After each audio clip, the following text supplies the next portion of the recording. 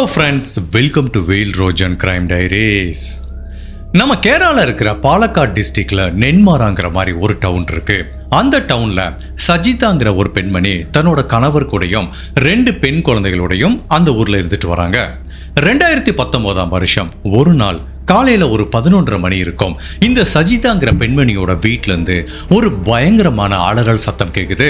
அதாவது உயிர் பயத்துல ஒருத்தவங்க எப்படி அலறுவாங்களோ அந்த மாதிரி இந்த சஜிதாங்கிற பெண்மணியோட அலறல் சத்தம் கேக்குது. பக்கத்து வீட்டுக்காரங்களாம் பதட்டமாகி இந்த பெண்மணிக்கு என்ன நிகழ்ந்துட்டு இருக்குங்கிறத தெரிஞ்சுக்கிறதுக்காக அந்த சஜிதா வீட்டுக்கு உள்ள போனாங்கள. அந்த நெய்பர்ஸே பயங்கரமா ஷாக் ஆயிட்டாங்க. அந்த சஜிதாங்கிற பெண்மணி ரத்த வெள்ளத்துல மிதந்துட்டு இருக்காங்க. அதாவது இவங்களை யாரோ ஒரு நபர் கழுத்துல அரிவாளை வச்சு வெட்டினதுக்குரிய தடயம் இருக்கு. எங்க பார்த்தாலும் ரத்தமா இருக்கு. அந்த பெண்மணி மயக்கம் அடைஞ்சிட்டாங்களா இல்ல மரணம் அடைஞ்சிட்டாங்களாங்கிறதை யாராலையும் கண்டுபிடிக்க முடியல. உடனே பதட்டமான அந்த பொதுமக்கள் இதை பத்தி லோக்கல்ல இருக்கிற போலீஸ் ஸ்டேஷனுக்கு தகவல் கொடுக்குறாங்க. உடனே police officer, forensic team, even மோப்ப நாயோட அந்த கிரைம் சீனுக்கு வர்றாங்க. அந்த பெண்மணியோட உடல்ல பார்க்கும் போதே அளவுக்கு அதிகமான ரத்த போக்கு இருந்ததுனால அந்த பெண் மரணம் அடைஞ்சிட்டாங்கிறத டாக்டர் உறுதிப்படுத்துறாங்க. இப்போ போலீஸ் மோப்ப நாயை வச்சு இவங்களை கொலை பண்ண கொலைகாரன் எந்த பக்கம் தப்பிச்சு போயிருக்கான்னு பார்க்கும்போது இவங்க வீடு எங்க இருக்கோ அந்த வீட்டுக்கு பின்னாடி எல்லாமே அடர்ந்த காட்டு பகுதி. இப்போ இந்த மோப்ப நாய் இவங்க வீட்டை சுத்தி சுத்தி வருது. அதுக்கப்புறம் அந்த அடர்ந்த காட்டு பகுதிக்குள்ள போய் தேடி பார்க்குது. ஒரு ஸ்டேஜ்ல அது எங்கேயுமே போக முடியாம ஸ்ட்ரக் ஆகி நிக்குது. இதுல இருந்து கேரளா போலீஸ் என்ன கண்டுபிடிக்கிறாங்கன்னா இவங்களை கொலை பண்ண அந்த கொலைகாரன் கொலை பண்ணி முடிச்சதுக்கு அப்புறம் இந்த வீட்டுக்கு பின்னாடி இருக்கிற அடர்ந்த காட்டு பகுதிக்குள்ள ஓடி போயிட்டாங்கிற மாதிரி தெரியுது. இப்போ இந்த சஜிதாங்கிற பெண்மணியோட மரணத்தை பத்தி அவங்க கணவருக்கும் அவங்களோட 2 பெண் குழந்தைகளுக்கும் தகவல் கொடுக்கப்படுது. எல்லாருமே அலறி அடிச்சுட்டு ஓடி வராங்க. ஜஸ்ட் திங்க் பண்ணி பாருங்க, இவங்க ஒரு நார்மலான ஹவுஸ் ஒய்ஃப். கணவர் வேலைக்கு போயிருக்காரு, ஒரு பொண்ணு ஸ்கூலுக்கு போயிருக்காங்க, இன்னொரு பொண்ணு நர்சிங் கோர்ஸ் படிக்கிறாங்க.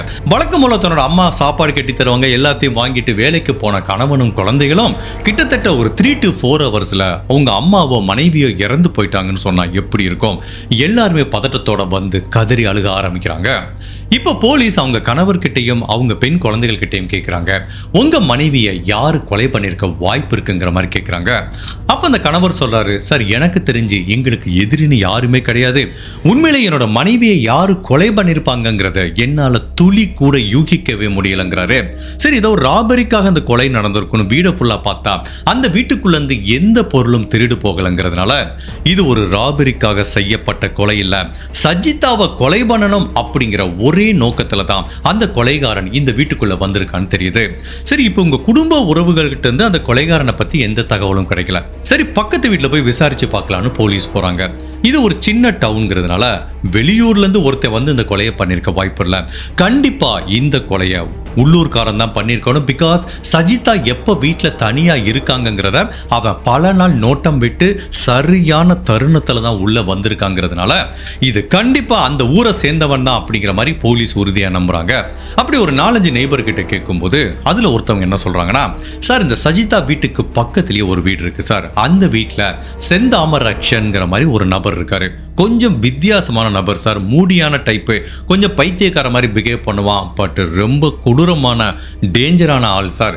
எங்களுக்கு என்னமோ அந்த செந்தாமரக்ஷன்ங்கிற நபர் தான் சஜிதாவை கொலை பண்ணிருக்க வாய்ப்பு இருக்குங்கிற மாதிரி இவங்க சொல்றாங்க. சரி, போலீஸை பொறுத்த வரைக்கும் யாரோ ஒரு நபரை சந்தேகமா சொல்றாங்கன்னா அவரை போய் விசாரிச்சு பார்த்தா தெரிஞ்சு போயிடும். இப்போ அந்த செந்தாமரக்ஷன்ங்கிற நபரை விசாரணை பண்ண போறாங்க. அவர் வீட்டுல இல்ல.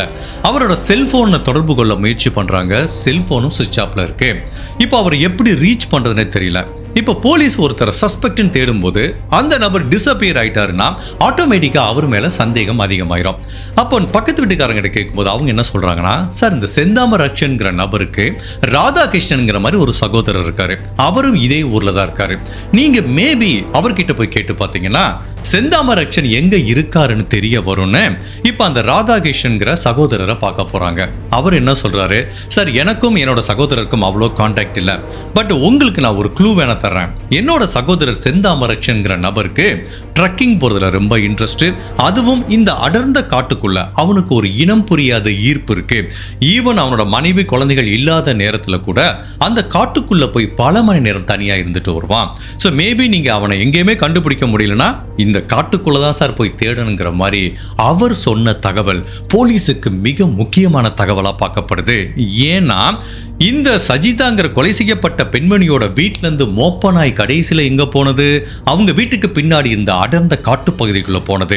இப்ப இந்த செந்தாமரை ரக்ஷனும் அந்த அடர்ந்த காட்டுப்பகுதிக்குள்ளதான் இருப்பாருன்னு அவங்க சகோதரரை சொன்னதுனால இன்கேஸ் இந்த கொலையை ஏன் அந்த நபர் பண்ணியிருக்க கூடாதுங்கிற மாதிரி இப்போ அந்த தலைமறைவா இருக்கிற இல்லைனா திடீர்னு காணாம போன அந்த செந்தாமரை ரக்ஷன்கிற நபர் மேலதான் போலீஸுக்கு மேலும் மேலும் சந்தேகம் வலுப்படுது. சஜிதாங்கிற வீட்டுல நார்மலா இருக்கிற இந்த ஹவுஸ் ஒய்ஃபை கொலை பண்ணது யாரு?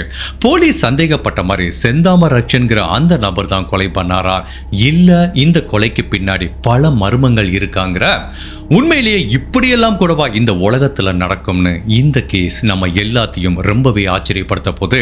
அப்படி சஜிதாக்கு என்ன நிகழ்ந்தது, அவங்களை கொலை பண்ண அந்த கொலைகாரனை போலீஸ் பிடிச்சாங்களாங்கிறத நம்ம தெரிஞ்சுக்கிறதுக்கு முன்னாடி உங்க டைம் 2 செகண்ட்ஸ் எனக்காக ஸ்பெண்ட் பண்ணி என்னோட வீடியோஸ் உங்களுக்கு பிடிச்சிருந்துச்சுன்னா லைக் பண்ணிட்டு கமெண்ட் பண்ணுங்க. இன்கேஸ் என்னோட சேனலை இது வரைக்கும் நீங்க சப்ஸ்கிரைப் பண்ணாம பார்த்தீங்கன்னா மறக்காம சப்ஸ்கிரைப் பண்ணி என்ன சப்போர்ட் பண்ணுங்க.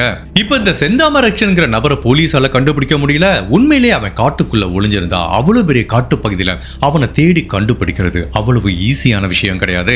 சரி, அவன் கண்டிப்பா அந்த காட்டு பகுதியில இருந்து வெளியில வருவான்னு போலீஸ் பொறுமையா காத்திருக்கும் போது அவங்களோட காத்திருப்புக்கு பலன் கிடைக்குது. சஜிதா கொலை செய்யப்பட்டு கரெக்டா 18 மணி நேரம் கழிச்சு இந்த செந்தாமரை ரக்ஷன்ங்கிற நபர் காட்டு பகுதியில இருந்து வெளியில வர்றாரு. ஊருக்குள்ள வர்றாரு. வந்து ஒரு ஹோட்டல் சாப்பாடு வாங்கிட்டு இருக்கும்போது போலீஸ் அவரை கையும் களவுமா பிடிக்கிறாங்க. உடனே போலீஸ் ஸ்டேஷனுக்கு விசாரணைக்கு கூட்டிட்டு போறாங்க. அங்க அவர் என்ன சொல்றாரு, சார் காட்டுக்குள்ள நான் போறது சகஜமான விஷயம் தான், இந்த கொலை நடந்தது எனக்கு தெரியாது சார், நான் கேஷுவலா போனேங்கிற மாதிரி இவர் என்னதான் பல விதமான தியரியை மாத்தி மாத்தி சொன்னா கூட போலீஸ் கிடுக்குப்பிடி போட்டு விசாரணை பண்ணும்போது வேற வழியே இல்லாம சஜிதாவை நான் தான் கொலை பண்ணேன் அப்படிங்கிறத செந்தாமரை ரக்ஷன்கிற இந்த நபர் கன்ஃபெஷன் பண்ணிக்கிறாரு. கொலை அப்படிங்கிறது ஒரு கிரைம்லேயே உச்சக்கட்ட கிரைம். அதுவும் ஒரு பக்கத்து வீட்டுக்காரு இன்னொரு பெண்மணியை கொலை பண்றாருன்னா அதுக்கு கண்டிப்பா ஒரு ஸ்ட்ராங்கான ரீசன் இருக்கணும்.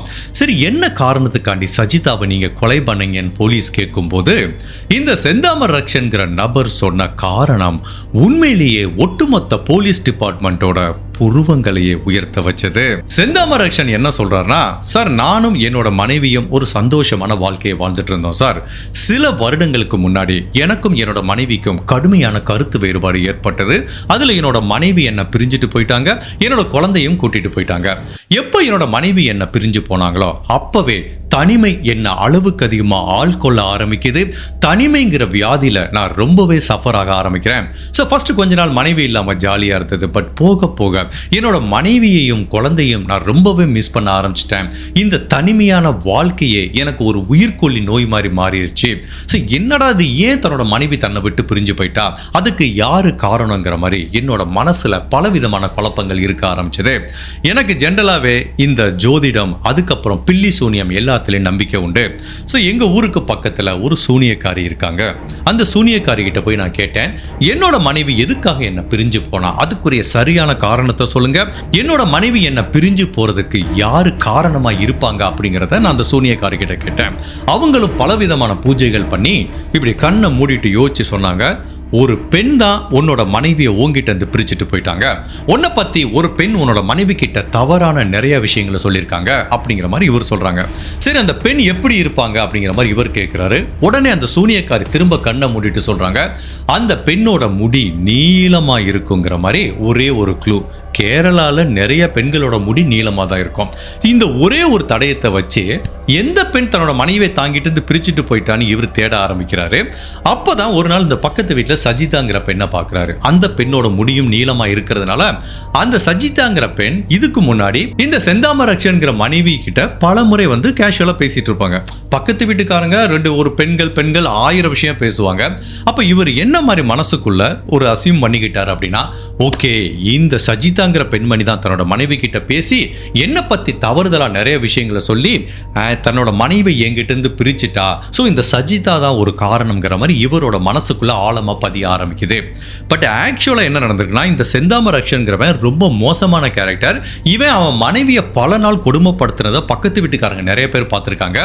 இவனோட கொடுமை தாங்காம தான் அவன் மனைவி பிரிஞ்சு போன மாதிரி நிறைய பேர் சொல்றாங்க. பட் இவனோட பைத்தியக்காரத்தனத்தில் என்ன நினைச்சுக்கிட்டான், இந்த சூனியக்காரி சொன்னதை வச்சு சஜிதா தான் காரணங்கிற மாதிரி நினைக்க விட்டு அந்த சஜிதாவை பழி வாங்கணுங்கிற மாதிரி துடிக்க ஆரம்பிக்கிறான். அந்த சஜிதாவை எப்படியாவது கொலை பண்ணணுங்கிற மாதிரி வெறி கொண்டு அலைய ஆரம்பிக்கிறான். அப்ப இவன் முடிவு பண்ணிட்டான், இந்த சஜிதாவோட வீடை 24 மணி நேரம் நோட்டம் விடும்போது அவங்க கணவர் எத்தனை மணிக்கு வேலைக்கு போறாரு, அவங்க பசங்க 2 பேரும் எப்ப ஸ்கூல் காலேஜுக்கு போறாங்கிறது எல்லாத்தையும் பார்த்ததுக்கு அப்புறம் ஓகே காலைல 9:30க்கு அப்புறம் இந்த சஜிதா வீட்டில் தனியா இருப்பாங்கிறது இவனுக்கு நல்லா தெரியுது. ஸோ அவங்களை கொலை பண்றதுக்காக ஒரு பெரிய அரிவாள் வாங்குறான். ஆங்கிலத்தில் சிக்கிள் அப்படிங்கிற மாதிரி சொல்லுவாங்க. அதாவது அறுவடை பண்றதுக்காக பயன்படுத்துற அரிவாள். நீங்க பார்த்துருப்பீங்க, இப்படி இருக்கும், வளைவா இருக்கும். அந்த மாதிரி ஒரு அரிவாளை வீட்டில் வாங்கி வச்சுக்கிறான். அதில் எப்படி கழுத்தை அறுக்கிறதுங்கிறதையும் அவன் பிளான் பண்ணியிருக்கான். ஸோ ஒரு நாள் சரியான சந்தர்ப்பத்துக்காக வெயிட் பண்ணும்போது 2019ஆம் வருஷம் அவனுக்கு அந்த சந்தர்ப்பம் கிடைக்குது. வீட்டுக்குள்ள போறான், கதவை தட்டுறான். சஜிதா கதவை திறந்த அடுத்த நிமிஷமே என்ன நடக்குதுன்னு அவங்க ஃபீல் பண்றதுக்கு முன்னாடியே அவன் கையில வச்சு இந்த அருவாளை வச்சு அவங்களோட கழுத்தை அறுக்கிறான். அவங்க கத்தி உதவி கேட்கிறாங்க. பட் அளவுக்கு அதிகமான இரத்தப்போக்கு இருந்ததுனால அவங்களால ஒரு ஸ்டேஜுக்கு மேல கத்த முடியல.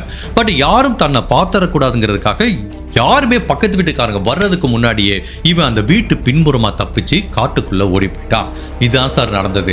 என்னோட மனைவியை என்கிட்ட இருந்து பிரிச்ச குற்றத்துக்காக தான் அவளை நான் இந்த மாதிரி கொலை பண்ணேன்னு சொல்லி இவன் கன்ஃபெஷன் பண்ணிக்கிறான்.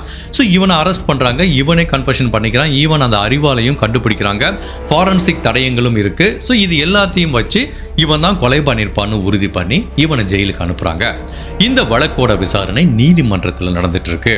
ஸோ ஜென்ரலாக நம்ம ஊர்ல தெரியுமே, ஒரு கொலை வழக்கு 1000 ஆதாரங்கள் இருந்தா கூட ஒரு வழக்குல தீர்ப்பு வர்றதுக்கு மினிமம் 10 வருஷமாவது ஆகும். இந்த இன்சிடென்ட் நடந்தது 2019ஆம் வருஷம். ஸோ இவன் பல நாள் தனக்கு பெயில் வேணுங்கிற மாதிரி மனு தாக்கல் பண்றான். ஸோ இவனோட மனு ஃபர்ஸ்ட் 2022ஆம் வருஷம் நிராகரிக்கப்படுது. 2023ஆம் வருஷமும் நிராகரிக்கப்படுது. பட் ஃபைனலா இவனுக்கு 2024ஆம் வருஷம் பெயில் கொடுக்குறாங்க. அப்ப என்ன கண்டிஷன்ல கொடுக்குறாங்கன்னா, ஏற்கனவே ஒரு வீட்டில் புகுந்து கொலை பண்ணியிருக்கான். ஸோ அந்த ஏரியா பக்கமே போகக்கூடாது. இப்போ ஜென்ரலாக ஒரு ஏரியாவில் போலீஸ் ஸ்டேஷன் இருக்குன்னா அந்த போலீஸ் ஸ்டேஷன் எந்த ஜூரிஸ்டிக்ஷன் எல்லாத்துக்கும் கவர் ஆகுதோ அந்த ஏரியாவுக்கு இவன் ஏற்கனவே குற்றம் பண்ணியிருக்கிறதுனால அந்த ஏரியா பக்கமே போகக்கூடாதுன்னு சொன்னதுனால இவன் 2024ஆம் வருஷம் வேற ஏரியாவில் போய் தங்கியிருக்கான். அப்படி ஒரு வருஷம் எந்த பிரச்சனையும் பண்ணாம பெயிலில் வந்திருக்கான். டெய்லி போலீஸ் ஸ்டேஷனுக்கு வந்து சைன் போடுவான். யாருக்கும் எந்த தொந்தரவும் கொடுக்க மாட்டான். ஈவன் இவன் ஏற்கனவே கொலை பண்ண அந்த சஜிதாங்கிற பெண்மணியோட வீட்டிலேயும் போயும் எந்த தொந்தரவும் கொடுக்க மாட்டான். ஒரு வருஷம் இவன் எந்த பிரச்சனையும் பண்ணலன்னு இப்போ போலீஸ் டிபார்ட்மெண்ட்ல அந்த பெயில்ல இன்னும் கொஞ்சம் ரிலாக்ஸ் பண்றாங்க. சரி ஓகேப்பா, ஒரு வருஷம் நீ இருந்துட்ட, எந்த பிரச்சனையும் இல்லை, அதனால நீ ஏற்கனவே எங்க இருந்தியோ அந்த ஏரியா பக்கம் போய் இருந்துக்கோ. பட் அகைன் திரும்பவும் சொல்றேன், அந்த சஜிதாங்கிற குடும்பத்துக்கு பக்கத்திலே நீ போகக்கூடாதுங்கிற மாதிரி இவனுக்கு ஒரு வார்னிங் கொடுக்குறாங்க. அப்போ இவன் என்ன சொல்றான், சார் நான் எதுக்கு சார் போறேன், நான் ஏற்கனவே தெரியாம ஒரு தப்பு பண்ணிட்டேன், நான் நாட்டில் என் வாழ்க்கையை வாழ்ந்துட்டு போறேன்னு. இந்த சஜிதாங்கிற பெண்மணியோட வீடு எந்த ஏரியால இருக்கோ அந்த ஏரியால இருந்து கொஞ்சம் தூரத்துல இன்னொரு வீடு பார்த்து அந்த ஏரியாவிலே தங்க ஆரம்பிக்கிறான். ஓகே, இவன் ஒரு கொலை பண்ணா, அதுக்கப்புறம் இவன் எந்த பிரச்சனையும் பண்ணலன்னு பெயில் கொடுத்தோம். பட் இந்த வழக்கோட விசாரணை இன்னும் நீதிமன்றத்தில் நடந்துட்டு இருக்கு. பட் எப்போ இவன் குற்றவாளி நிரூபிக்கப்படுதோ உடனே அவனுக்கு தண்டனை கொடுக்க போறோன்னு போலீஸும் ரொம்ப கேர்லெஸ்ஸா இருந்திருக்காங்க. எந்த ஒரு கொலை வழக்கிலையும், அதுவும் கொடுமையா கொலை பண்ண எந்த குற்றவாளிகளுக்கும் அவ்வளவு ஈஸியா பெயில் தர மாட்டாங்க. இவன் ஏதோ ஒரு சாதாரண ஆளு, ஏதோ ஒரு கோபத்துல கொலை பண்ணிட்டான், இப்பதான் பெயில் கொடுத்தமே, 1 வருஷம் 2 வருஷம் எந்த பிரச்சனையும் இல்லாம இருக்கான், அதனால இவனுக்கு கொடுத்த பெயில்னால எந்த பிரச்சனையும் இல்லைங்கிற மாதிரி போலீஸ் நினைச்சிட்டு இருந்தா கூட உண்மையிலேயே காவல்துறையும் இந்த சட்டமும் இவனுக்கு கொடுத்த பெயில் எவ்வளவு ஆபத்தானது அப்படிங்கறத அப்ப அவங்க உணர்ந்திருக்கல. இவன் என்னமோ சாதாரணமா ஒரு கொலை பண்ணா பெயில்ல வந்தான்னு நினைச்சிட்டு இருந்தாங்க. பட் எப்போ இவன் பெயில்ல வந்து 1 வருஷம் பொறுமையா காத்திருந்தானோ அதுக்கப்புறம் இந்த ஊர்ல நடந்த நிகழ்வும் இந்த சஜிதாங்கிற குடும்பத்துக்கு திரும்பவும் நடந்த நிகழ்வும் நம்ம கற்பனைக்கும் அப்பாற்பட்டது.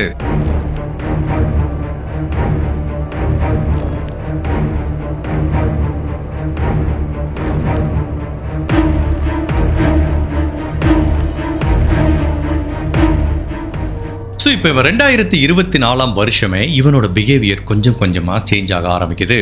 இவனை பார்த்தாலே மக்கள் எல்லாம் பயப்பட ஆரம்பிக்கிறாங்க.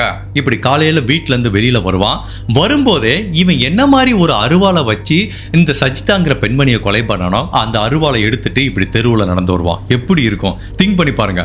ஒரு கொலைகாரன் இதே மாதிரி ஒரு அருவாளை வச்சு கொலை பண்ணியிருக்கான், பெயிலில் வந்திருக்கான். இப்போ அவன் இந்த மாதிரி வரும்போது அதுவும் போறவங்க வர்றவங்களை இப்படி முறைச்சு பார்த்தா எல்லாத்துக்குமே உயிர் பயம் இருக்குமா இல்லையா? எல்லாத்தையும் விட யாருக்கு உயிர் பயம் அதிகமாக இருக்கும்? அந்த கொலை செய்யப்பட்ட சஜிதாவோட குடும்பத்துக்கு.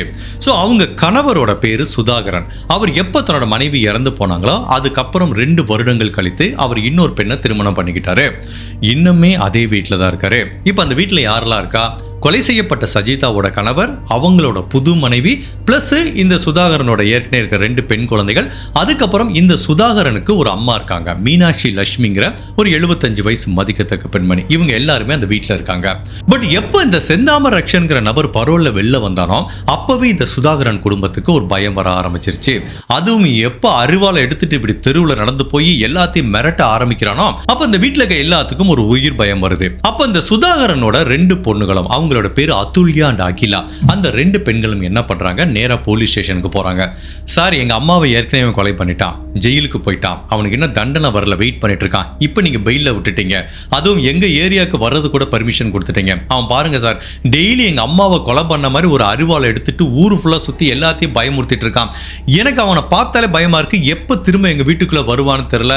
நைட்டு நிம்மதியா தூங்க கூட முடியல சார். கண்டிப்பா அவனுக்கு ஏதாவது பண்ணுங்க சார், எங்க ஏரியா விட்டு அவனை போக சொல்லுங்க சார்ங்கிற மாதிரி போலீஸ் ஸ்டேஷன்ல ஒரு கம்ப்ளைண்ட் கொடுக்குறாங்க.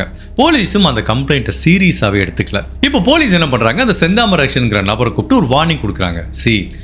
உனக்கு இன்னமே கேஸ் நடந்துட்டு இருக்கு, பெயில் கொடுத்துருக்கோம். இப்போ வெளியில வந்து எதுக்கு நீ அருவாளை எடுத்துட்டு சுத்திட்டு இருக்க? அதுவும் அந்த குடும்பத்துக்கு பக்கத்துல ஏன் போய் சுத்திட்டு இருக்க?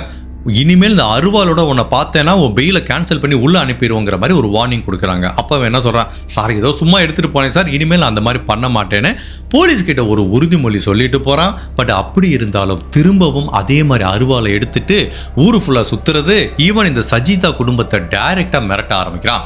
ஸோ இப்போ இந்த சஜிதா குடும்பமே உயிர் பயத்துல தான் வாழ்ந்துட்டு இருக்காங்க. இப்படியே சில நாட்கள் உருண்டோடி போது ஜனவரி மாதம் 27ஆம் தேதி 2025ஆம் வருஷம் இந்த சஜிதாவோட குடும்பத்துக்கு ஒரு நார்மலான விடியல் மாதிரி இருந்தா கூட அன்னைக்கு இந்த குடும்பத்துக்கு நடக்க போற கொடூரத்தை பத்தி அவங்களுக்கு தெரிஞ்சிருக்க வாய்ப்பு இல்லை. ஸோ இப்போ சஜிதாவோட பொண்ணுங்க 2 பேரும் வீட்டில் இருக்காங்க. அப்போ இந்த சுதாகரன் என்ன பண்றாரு, தன்னோட அம்மாவை கூப்பிட்டுட்டு ஒரு பென்ஷன் ஆஃபீஸுக்கு போறாரு. அவங்க அம்மாவுக்கு ஏதோ பென்ஷன் வர வேண்டிய வேலை இருக்கிறதுனால காலையில் ஒரு 9-9:30 மணிக்கு அவங்க அம்மாவை பென்ஷன் ஆஃபீஸ் கூட்டிட்டு போயிட்டு வர்றாரு. ஒரு 11:30 மணிக்கு பென்ஷன் வேலை முடிஞ்சிருது. அவங்க வீட்டு வாசல்ல வந்து நிக்கிறாங்க. ஸோ சுதாகரன் பைக்கை ஓட்டிட்டு இருக்காரு, அவங்க பின்னாடி அவங்க அம்மா உட்காந்துருக்காங்க. வீட்டுக்கு வந்தோன்னா அவங்க அம்மா இறங்கி வீட்டுக்குள்ள போறாங்க. ஜஸ்ட் அப்படி வீட்டு கதவுக்கு பக்கத்துல போயிருப்பாங்க. அப்போ இந்த சுதாகரன் கிட்ட இன்னொரு நபர், அவங்க ஃப்ரெண்டு வந்திருக்காரு. 2 பேரும் பேசிட்டு இருக்காங்க. அவரும் ஒரு 2-3 மினிட்ஸ் பேசியிருப்பாரு. அவரும் கிளம்பி போறாரு. இப்போ சுதாகரன் என்ன பண்றாரு, அப்படி பைக்கை திருப்பி தன்னோட வீட்டுக்குள்ள போலாம் அப்படின்னு பைக்கை திருப்புற நேரம் திடீர்னு ஒரு நபர் வந்து இவரோட பைக்கை எட்டி உதைக்கிறாரு. யாரா பைக்கை எட்டி உதைக்கிறான்னு சுதாகர் திரும்பி பார்க்கும்போது அப்படி கொடூரமா கோபமா இந்த செந்தாமரை ரக்ஷன்கிற நபர் சஜிதாவை என்ன மாதிரி ஒரு அருவாளை வச்சு வெட்டானோ அந்த அருவாளை வச்சுட்டு விட்டு நிற்கிறாரு. உடனே சுதாகரனோட இருதயமே ஒரு செகண்ட் நின்று போயிடுச்சு. பயத்துல உறைஞ்சு போயிட்டாரு. என்ன பண்றது, அடுத்து என்ன மாதிரி நம்ம ரியாக்ஷன் கொடுக்கறதுன்னு இவர் சிந்திக்கிற அந்த ஒரு செகண்டுக்குள்ள செந்தாமரை ரக்ஷன் அருவாளை வச்சு இந்த சுதாகரன்கிற நபரை கழுத்துல சராமரியா வெட்ட ஆரம்பிக்கிறான். இவரோட அலறல் சத்தம் அந்த ஊர் மக்களையே கூப்பிடுது. ஈவன் ஊர் மக்களே பதறி அடிச்சுட்டு ஓடி வர்றாங்க. அப்ப அவங்க வீட்டுக்கு உள்ள ஜஸ்ட் உள்ள போற இந்த சுதாகரனோட அம்மா அந்த மீனாட்சி லட்சுமிங்கிற பெண்மணி திரும்பி பார்க்கறாங்க. பார்த்தா தன்னோட பையனை இந்த கொடூரன் அருவாளை வச்சு வெட்டிட்டு இருக்கிறத பார்த்து தன்னோட பையனை காப்பாத்துறதுக்காக வர்றாங்க. அப்போ இவங்களுக்கு 76 வயசு ஆகுது. அப்ப இந்த செந்தாமரை ரக்ஷனை தள்ளி விட முயற்சி பண்றாங்க. அப்ப அவனுக்கு கடும் கோபம் வருது.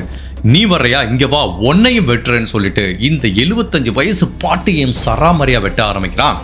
சுதாகரன் ஏற்கனவே ரத்த வெள்ளத்துல கீழே விழுந்துட்டாரு. இந்த பாட்டி உடம்புல 76 வயசு பாட்டி உடம்புல மொத்தம் 16 டைம் அவன் அறிவாளால வெட்டியிருக்கான். ஸோ பாட்டியும் அங்கவே மயங்கி விழுந்துட்டாங்க. இவன் உடனே போலீஸ் கிட்டையும் பொதுமக்கள் கிட்டையும் மாட்டிக்க கூடாதுன்னு வழக்கம் போல அந்த வீட்டுக்கு பின்னாடி இருக்கிற காட்டுக்குள்ள போய் மறைஞ்சுக்கிறான். உடனே போலீஸுக்கு இதை பத்தி தகவல் சொல்லப்படுது. போலீஸ் இங்க வரும்போதே ஏற்கனவே சுதாகரன் இறந்து போயிட்டாரு. அந்த பாட்டி உயிருக்கு போராடிட்டு இருக்காங்க. அந்த பாட்டி ஹாஸ்பிட்டல்ல போய் சேர்த்து பார்க்குறாங்க. பட் அன்பார்ச்சுனேட்டா பாட்டியும் அங்கேயே மரணம் அடைஞ்சிடறாங்க. இப்போ போலீஸ் அவனை வலை வீசி தேட ஆரம்பிக்கிறாங்க. ஜஸ்ட் இமேஜின் பண்ணி பாருங்க, 5 வருஷத்துக்கு முன்னாடி இந்த வீட்டோட குடும்ப தலைவி கொலை செய்யப்பட்டிருக்காங்க. இப்ப அந்த குடும்ப தலைவரும் கொலை செய்யப்பட்டிருக்காரு. அந்த வீட்டில் இருக்க இன்னொரு பெரியவங்க அந்த பாட்டியும் கொலை செய்யப்பட்டிருக்காங்க. இந்த 2 இளம் பெண்களும் ஜஸ்ட் ஒரு ஃபிராக்ஷன் ஆஃப் செகண்டுக்குள்ள அனாதையாக்கப்படுறாங்க. அதுவும் ஒரு ரீசனும் கிடையாது, குடும்ப பகையும் கிடையாது. இந்த சஜிதா ஃபேமிலி அவனுக்கு ஏதாவது பண்ணாங்களா? அவனே ஏதோ சைக்கோத்தனமா ஏதோ ஒன்று மனசில் நினைச்சிட்டு ஒட்டுமொத்த குடும்பத்தையும் பழி வாங்கிட்டு இருக்கான். இப்போ போலீஸும் அவனை தேட ஆரம்பிக்கிறாங்க. காட்டுக்குள்ள போய் பார்க்குறாங்க. அவன் எங்க போனான்னு போலீஸாலே கண்டுபிடிக்க முடியல. இப்போ போலீஸுக்கு இன்னொரு டவுட் வருது. இவன் ஒரு பாலடைஞ்ச வீட்டுக்குள்ள தங்கியிருந்தான். ஒருவேளை அந்த வீட்டுக்கு இவன் திரும்ப போயிருப்பானோன்னு அங்க போய் பார்க்குறாங்க. அங்க அவன் இல்லை. பட் அங்க ரீசெண்டா யாரோ விஷம் குடிச்சதுக்கு ஒரு தடயங்கள் இருக்கு. ஒரு விஷம் மருந்து பாட்டில் இருக்கு, அது ஓப்பனா இருக்கு. ஒருவேளை இந்த கொலையை பண்ணிட்டு அவன் தற்கொலை பண்ணிக்க முயற்சி பண்ணிட்டானோங்கிற மாதிரியும் திங்க் பண்றாங்க. அப்போ அவனோட பக்கத்து வீட்டுக்காரங்க சில பேர் என்ன சொல்றாங்கன்னா, சார் வீட்டுக்கு பின்னாடி ஒரு குளம் இருக்கு, அவன் அந்த குளத்து பக்கம் போனதை நாங்க பார்த்தோங்கிறாங்க. அப்போ இந்த விஷம் மருந்தை குடிச்சிட்டு அந்த குளத்துல போய் தற்கொலை பண்ணிக்கிட்டானோன்னு சொல்லி டைவர்ஸ் எல்லாம் அந்த குளத்தை ஃபுல்லா தேடி பார்க்குறாங்க. அங்க எங்கேயுமே அவனை கண்டுபிடிக்க முடியல. பட் அவன் பெரிய கிரிமினல், கண்டிப்பா தற்கொலை பண்ணிக்கலாம் மாட்டான். போலீஸை ஏமாத்துறதுக்கும் டைவர்ட் பண்றதுக்கும் தற்கொலை பண்ண மாதிரி ஒரு நாடகத்தை அவன் அரங்கேற்றிருக்கான். கண்டிப்பா அவன் காட்டுக்குள்ளதான் போய் ஒளிஞ்சிருப்பான்னு போலீஸ் நினைக்கிறாங்க.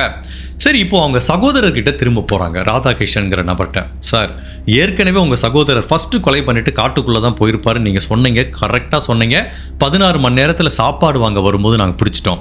இப்போ அதே குடும்பத்தை சேர்ந்து 2 பேரை கொலை பண்ணிட்டு திரும்பவும் காட்டுக்குள்ள போயிட்டான். இப்போ நாங்க அவனை எங்க போய் தேடுறது, உங்களுக்கு ஏதாவது ஐடியா இருக்கான்னு கேட்டதுக்கு அப்போ அந்த ராதாகிருஷ்ணன்கிற சகோதரர் ஒரு மிக முக்கியமான விஷயத்த சொல்றாரு.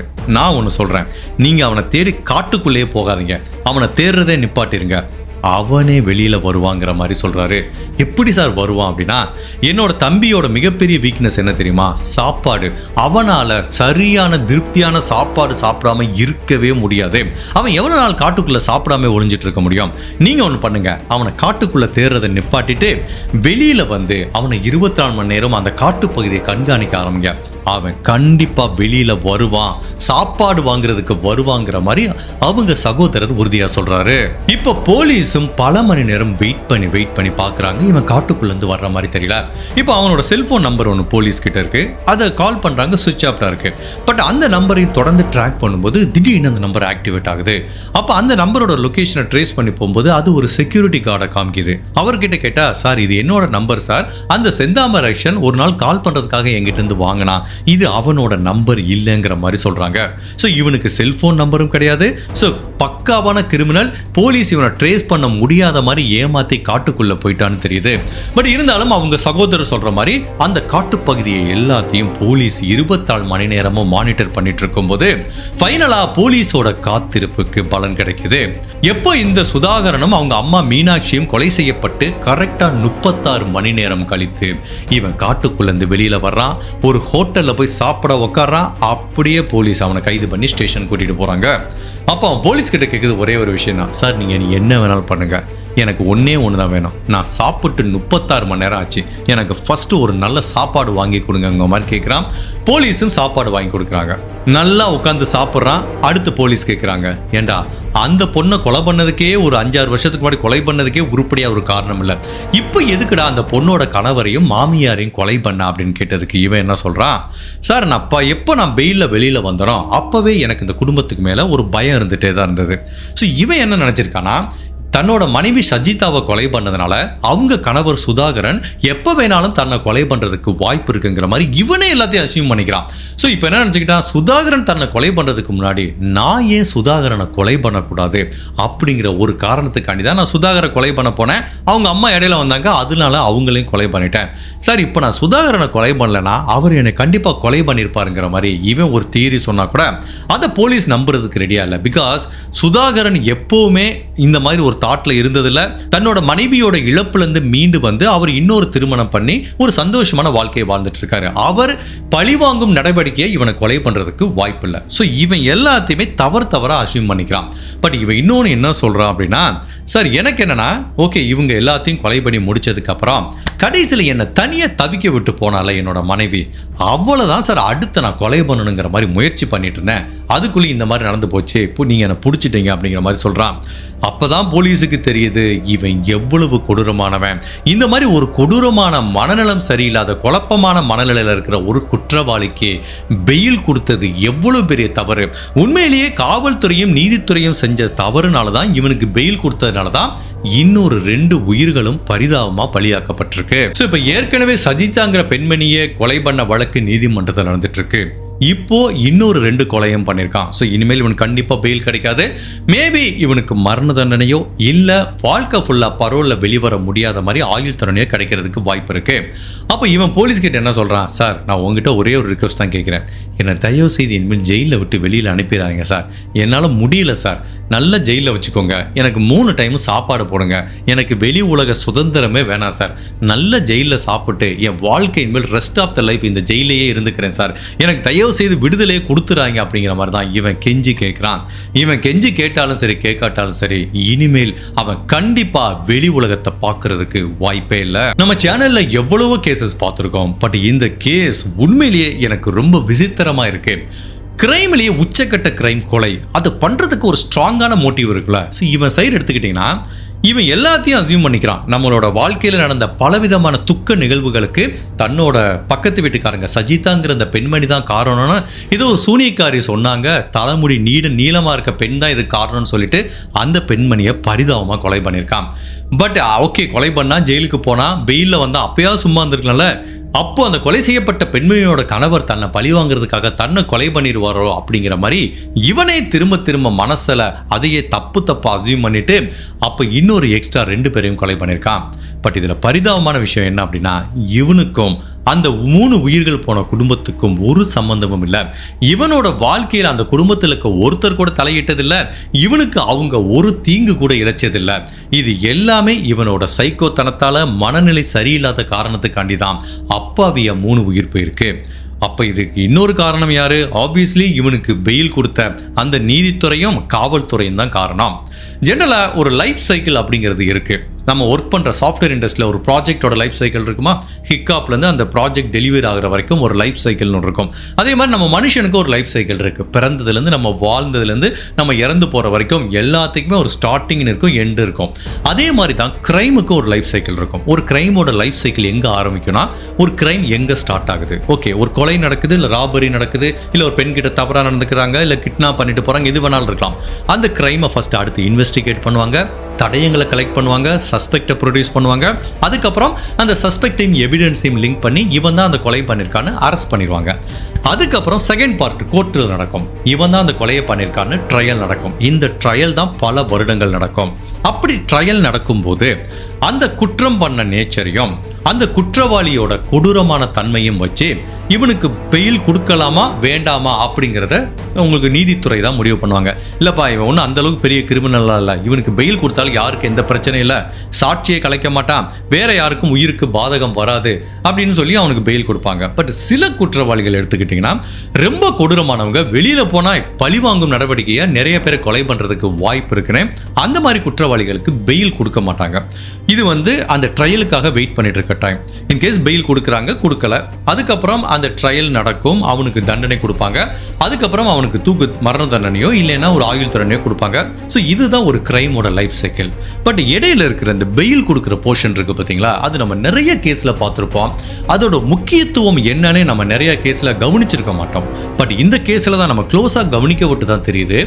ஒரு குற்றம் சுமத்தப்பட்ட குற்றவாளி ட்ரையலுக்காக வெயிட் பண்ணிட்டு இருக்கும்போது பெயில் கொடுக்கறது எவ்வளவு ஒரு காம்ப்ளிகேட்டடான ப்ராசஸ், அதை எவ்வளவு தூரம் எவால்வேட் பண்ணணும், அவனுக்கு பெயில் கொடுக்கலாமா வேண்டாமாங்கிறத எவ்வளவு திறமையா திங்க் பண்ணி கொடுக்கணும் அப்படிங்கிறதுக்கு இந்த கேஸ் ஒரு சரியான உதாரணம்.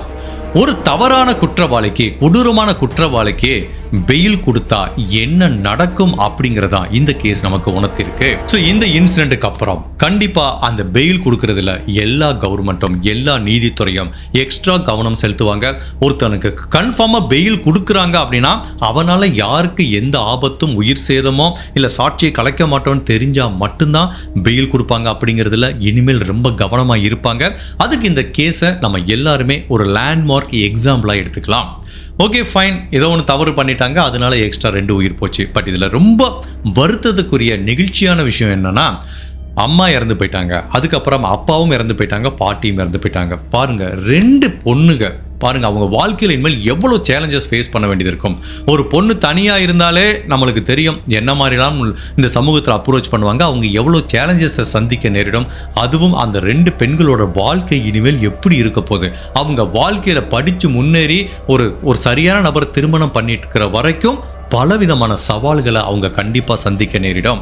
உண்மையிலே இந்த கிரைமை எடுத்துக்கிட்டீங்கன்னா A to Z நடந்ததுக்கு முழு காரணம் மனநலம் சரியில்லாத கொடூரமான அந்த செந்தாமரக்ஷன் அப்படிங்கிற ஒரே பர்சன் மட்டும்தான். பிகாஸ் சில கேஸ்ல பார்த்துருப்போம், விக்டிம் அவங்க மேல ஏதோ தவறு இருக்கும், அப்போ ஓகே ஏதோ தப்பு பண்ணிட்டு அதுக்குரிய தண்டனை அனுபவிச்சுட்டு போயிட்டான்னு நம்மளுக்கு தோணும். பட் இதுல பாருங்க, சம்பந்தமே இல்லாம ஒரு பக்காவான மிடில் கிளாஸ், ஒரு அழகான குருவி கூடு மாதிரி ஒரு சந்தோஷமான வாழ்க்கையை வாழ்ந்துட்டு இருக்கும்போது இந்த மாதிரி ஒரு சைக்கோ பக்கத்து வீட்டுக்காரனா இருந்திருக்கான். என்ன சொல்றது? இந்த கேஸை பத்தி நீங்க என்ன நினைக்கிறீங்க? உங்களோட கருத்தை மறக்காம இந்த வீடியோல பதிவு பண்ணுங்க. இந்த மாதிரி அனதர் கேஸ்ல உங்களை சந்திக்கிறேன். Till then, stay safe, take care, bye.